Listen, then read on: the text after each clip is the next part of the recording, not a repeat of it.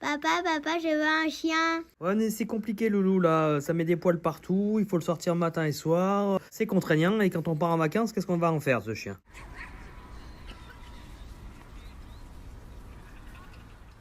Vous avez sûrement déjà entendu ces phrases, et c'est ce constat qui a nourri notre curiosité et qui nous a poussé à comprendre comment la présence du chien façonne les expériences touristiques. En effet, ce sujet concerne une grande partie de la population. Selon le rapport annuel de la FACO, plus d'un foyer français sur deux possède un animal domestique et près d'un foyer sur 5 partage son quotidien avec un chien. Pourtant, bon nombre de propriétaires décident de ne pas partir en séjour avec eux. À noter que chaque année, près de 100 000 animaux de compagnie sont abandonnés, dont 60 000 pendant la période estivale. Alors, plutôt que de s'arrêter aux contraintes que représente le chien, nous avons voulu nous intéresser à celles et ceux qui font un choix différent, celui de partager leur aventure avec leurs compagnons. Et c'est pourquoi nous sommes allés à la rencontre des 43% de Français qui décident de partir en vacances avec leur animal à 4 pattes. Dans cette vidéo, nous tenterons d'éclairer comment la présence du chien façonne les expériences touristiques. Et vous, partez-vous en vacances avec votre chien ? Oui, on l'emmène tout le temps partout en fait avec nous, que ce soit en week-end, en vacances. Oui, il vient partout avec nous. Quand on peut, on l'emmène, on l'a emmené 3 fois au total. Quand on part en vacances, ouais, pour l'instant on l'emmène avec nous. On est en vacances là. On part toujours avec nos chiens, autrement on peut pas partir. Pas toujours, mais là dernièrement, non, j'ai pas pu partir avec elle. Nous nous sommes questionnés sur la manière dont ces voyageurs construisent leur séjour. Des chercheurs se sont intéressés au phénomène de co-consommation, une notion ancrée dans l'étude du comportement du consommateur. Selon cette théorie, les animaux de compagnie ne sont pas de simples objets de consommation, mais de véritables co-consommateurs qui participent activement aux pratiques de consommation quotidienne de leurs propriétaires. Ces mêmes chercheurs ont identifié 3 profils de relations: consommer à cause de l'animal, consommer pour l'animal et consommer ce que produit l'animal. Le premier profil, consommer à cause de l'animal, se traduit par le fait que l'animal influence les choix de son maître, mais ce dernier reste le décisionnaire final. Autrement dit, le maître est celui qui domine la relation et possède le libre arbitre. Pour autant, il prend en compte son animal dans ses choix et dans ses actions. Oui. Il vient, de toute façon, il m'accompagne tout le temps partout. Pas mal en voiture et après pas mal de randonnées et tout, donc il peut me suivre partout, quoi. J'ai une tente dans le coffre, après quand je me pose sur la tente, il dort avec moi. Non, les mêmes choses, c'est juste qu'il faut, c'est comme avec un gosse, quoi. Il faut se prendre à l'avance pour certaines choses et puis être plus regardant sur d'autres. C'est plus compliqué à gérer que si on partait seul, et d'avoir un animal. Mais là, on est parti en vacances une semaine sur la côte.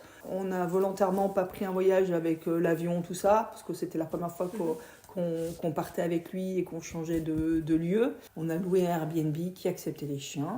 On a fait en sorte aussi de prendre un Airbnb avec un extérieur. Le deuxième profil, consommer pour l'animal, signifie que l'animal est un acteur à part entière qui participe activement à l'expérience de consommation. En effet, l'animal est ici vu comme un être privilégié auquel le maître accorde toute son attention, tel un enfant gâté.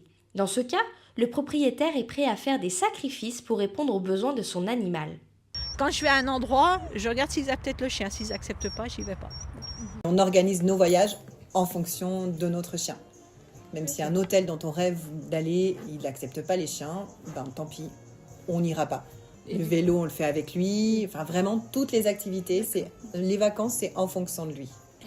Et nous, on a déjà eu pas mal de fois dans des hôtels des petits jouets qui sont personnalisés avec le prénom de notre chien.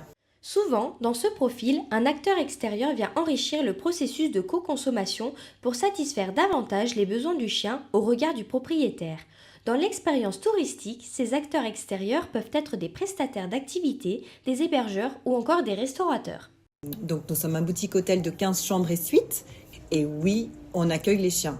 Et on a des petits lits Fat Boy pour les chiens qui sont très lookés, très stylés. Le petit tapis avec les petites gamelles, la petite gamelle d'eau et puis les petits crackers. Et puis une lettre de bienvenue. Donc les chiens, honnêtement, c'est 5 € par chien. Mais on les accepte à bord, il n'y a pas de problème. On demande aux gens de les tenir en laisse. Il y en a, ils ont des petits paniers et tout. Donc il n'y a aucun problème. Bienvenue à bord les chiens. Quand on peut faire plaisir, on le fait. D'accord ? Donc voilà. Et tant que le chien remue la queue, c'est qu'il est content, pas de problème. Ils ont le droit de venir avec le chien, pas de problème, on ne refuse pas l'entrée. Et l'été, on met une petite gamelle à l'extérieur qu'on a appelée Toutou Bar. Voilà. On a référencé avec l'Office de tourisme d'Aix-les-Bains les endroits où on peut se baigner avec le chien, mais c'est quand même assez restreint. Enfin, le troisième profil, qui correspond à consommer ce que produit l'animal, peut être défini comme l'animal en tant que producteur d'expérience pour son maître. En d'autres termes, le chien apporte des services comme de la compagnie, de la sécurité et du bien-être. La relation entre l'animal et le propriétaire devient alors réciproque puisque les deux acteurs sont autant impliqués l'un que l'autre dans l'activité qui va être consommée. C'est épanouissant et pour nous et pour elle, j'espère. La présence d'un animal, c'est qu'on se sent beaucoup moins seul. Ça comble un vide énorme. Puis elle nous fait rire, etc. Donc non, franchement, c'est chouette de partager des choses ensemble, quoi. Je pense que ça leur fait plaisir, et moi, surtout, ça me fait très plaisir. Ne pas accueillir les chiens, c'est se priver d'une très belle clientèle. Ça humanise drôlement et on voit la différence, nous, en termes d'accueil. Un chien, c'est un ancrage. Ils se baissent, alors ça leur rappelle leur petit compagnon. Alors ils le caressent et du coup, voilà, ça les pose, ça les apaise drôlement. Et puis du coup, c'est une entrée en matière avec nous. C'est vrai que ça va nous apporter de la complicité. Globalement, Victoire, elle aime être avec nous. On aime être avec elle aussi. On sort, on fait nos 3-4 km et moi ça me motive aussi. Surtout, ça m'apporte de faire de grandes balades, la complicité avec mon chien, l'amour d'un chien, la fidélité d'un chien, c'est vraiment quelque chose, voilà. Ça me sociabilise aussi moi. J'ai eu ma chienne qui m'a apporté beaucoup et j'ai repris Ouna du coup parce que j'avais besoin de l'avoir avec moi, d'avoir une compagnie et de pouvoir la voir, de faire du sport, pour faire plein de choses avec elle. Personnellement, elle m'a un peu apporté le plaisir de se balader. Je me dis, bon, allez, je pars, je mets ma musique, on part 45 minutes, des fois je la laisse choisir ses chemins. Et en vrai, c'est vraiment un moment que maintenant j'aime. Et si ça se passe bien, je pense que tu profites à fond vraiment. Ouais. Parce que, voilà, tu te crées des souvenirs avec ton chien. De la compagnie, il apporte de la joie, de la bonne humeur, un peu de conneries, beaucoup de conneries. À travers ces trois rôles, les auteurs défendent l'idée que le propriétaire et l'animal forment une unité de consommation. Celle-ci n'est donc pas seulement individuelle, mais relationnelle et partagée. Cependant, cet article porte sur la consommation au quotidien, alors que cette vidéographie s'intéresse uniquement à la consommation d'expériences touristiques qui relèvent d'un type de consommation bien particulier. Il convient donc d'en relativiser les propos au regard de notre sujet. En effet, certaines limites peuvent être relevées. Les auteurs ne prennent pas en compte des éléments concrets tels que la taille du chien, les moyens financiers, la durée du séjour ou encore la distance à parcourir, alors que ces facteurs influencent fortement l'expérience touristique. Le problème, c'est qu'on va que dans des endroits où ils prennent les chiens. Je suis toujours obligée d'avoir une voiture un peu plus grande. Je suis obligée d'adapter tout mon mode de voyage. Maintenant, je voyage plus sur des pays lointains ou autres. Vraiment, je reste sur du local. Faut vraiment la prendre en compte et du coup, c'est pas le même budget aussi. Partout dans le van, c'est ce petit gabarit qui fait que hop, on la cale, elle a son petit coin, puis on l'emmène de partout. L'avion, c'est trop loin. Aux États-Unis, les emmener, en plus avec les problématiques certainement qu'il doit y avoir en termes sanitaires, etc.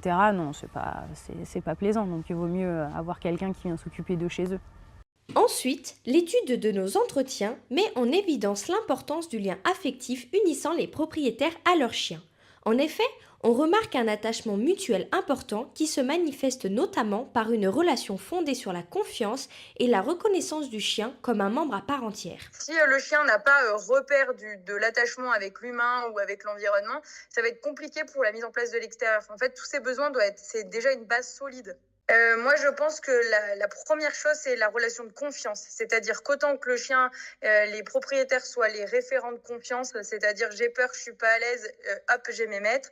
Et autant inversement que le maître puisse avoir confiance en son chien en se disant, là, si je traverse là, je sais qu'il va pas sauter sur une voiture, je sais que là, il va pas aller sauter sur les gens ou les chiens, etc. C'est la relation de confiance dans les deux sens. Pour moi, ça, c'est la base. C'est ce qu'on va construire tout départ. Moi, je sais que j'ai des clients, ils vont considérer l'animal comme le dernier enfant de la famille. C'est notre famille. Il fait partie de la famille aussi. Sans mes chiens, je peux pas vivre de toute façon. Moi, ils font partie de la famille. C'est chouette, c'est comme si on avait un premier petit enfant en fait.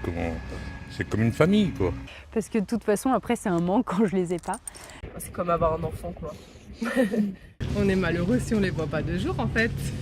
La notion d'attachement mutuel est centrale car elle permet de comprendre la force du lien qui unit un maître à son animal. Pour l'analyser, nous avons mobilisé la théorie de la co-construction selon laquelle chaque individu s'influence et s'adapte réciproquement. À la croisée de la psychologie, de l'éthologie et des sciences vétérinaires, cette théorie démontre que les besoins d'attachement des deux partenaires doivent être pris en compte, ce qui a des conséquences directes sur les pratiques. Le maître se sent guidé dans ses choix puisqu'il se soucie à la fois de ses propres besoins et de ceux de son animal. J'adapte globalement, mais je m'empêche rien non plus. En fait, j'essaye de faire des choses où je peux faire avec mes chiens. C'est aussi des moments qu'on partage ensemble.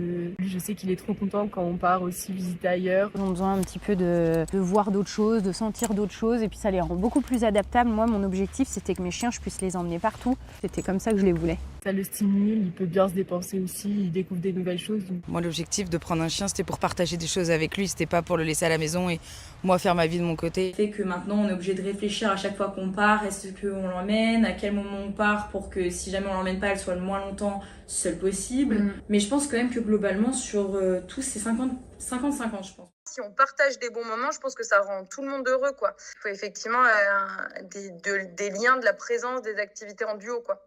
Dans le cadre de notre sujet, la théorie interdisciplinaire de la co-construction vient enrichir la théorie de la co-consommation. On peut voir que le séjour est co-construit, mais pas systématiquement co-consommé. En effet, les besoins d'attachement structurent les relations entre un maître et son chien, et ces facteurs ont une influence dans leur choix de consommer ou non des expériences touristiques. Il y a des contraintes, mais que l'animal nous apporte va bien au-delà. Donc en fait, prend le dessus sur les contraintes. On est resté 5 ans et demi sans chien. Ça a été 5 ans et demi de trop en fait. C'est vrai qu'on était libre, mais triste. Et voilà, maintenant vous comprenez comment une expérience touristique est partagée entre un maître et son chien. Tout d'abord, elle est co-construite grâce aux facteurs d'attachement mutuel qui les unit, puis celle-ci est co-consommée dès lors que le bien-être et les besoins du chien sont pris en considération dans les critères de voyage. Bon, maintenant, est-ce qu'on peut avoir un chien ? Bon allez, ok, ça marche.